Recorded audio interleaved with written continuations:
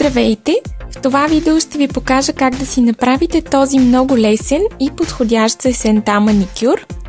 Избрах тези цветове. Може да изберете каквито на вас ви харесват.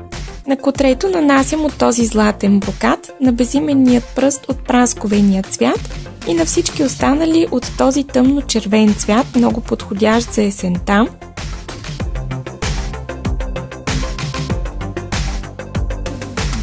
На безименния си пръст използвам същия цвят, който е на останалите ми 3 пръста и тънка четка и правя ето такива чертички.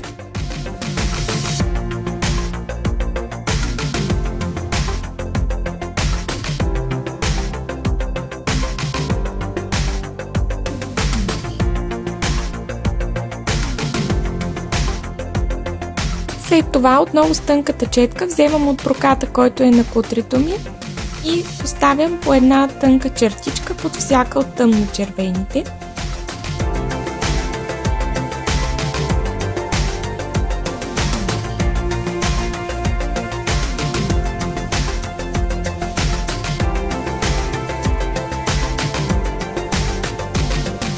Нанасям топ лак и това е завършеният маникюр. Изключително лесен за направа, но много ефектен. Ще се радвам, ако ми пратите снимки, ако пресъздадете този маникюр. Благодаря ви, че гледахте това видео. Не забравяйте да се абонирате за канала ми и да ми оставите коментар по-долу. До скоро!